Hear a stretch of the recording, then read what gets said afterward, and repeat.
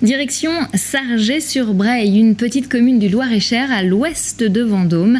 Là-bas, un producteur un peu fou a décidé de planter du thé.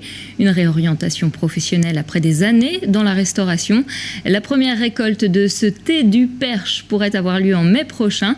Samuel Collin s'est rendu sur place pour comprendre les motivations de ce cultivateur qui porte un nom prédestiné. Rencontre avec Émile Auté. Ça, c'est notre belle recette baies sauvages et basilic, des fraises, des baies de sureau, du citron et du basilic. Et des recettes comme ça, il y en a une centaine ici, à base de fleurs, de baies ou de fruits déshydratés, un travail d'aromatisateur comme pour ce thé du paysan. Dedans, on retrouve des morceaux de pommes qui apportent un côté fruité, des morceaux de carottes puisque c'est un harmoniseur de goût, mais aussi des morceaux de betterave qui apportent le sucre et une belle couleur rouge à l'infusion. Tout ça se marie très bien avec l'aronia et le cassis qui ont un goût de baies rouges. 5 ans qu'Émile Auté s'est lancé dans l'aventure, un nouveau départ à l'aube de la quarantaine, après une carrière de restaurateur.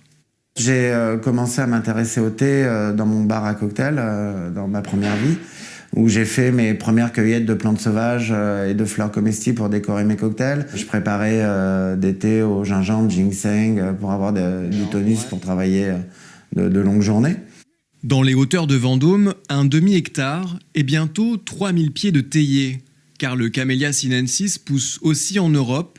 Il existe une trentaine de producteurs en Écosse, Hollande ou Portugal. Comme pour le vin, chaque terroir apporte ses caractéristiques à la plante. J'importais des thés bio pour faire mes recettes de thé aromatisé.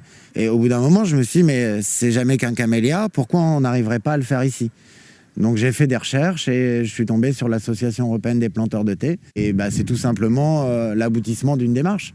Ces plants ont entre 3 et 4 ans. Et dès ce printemps, leurs pousses vont être utilisées pour les recettes des thés des châteaux. Une petite quantité appelée à grandir avec les années. À terme, le projet consiste à proposer des thés de plusieurs régions de France.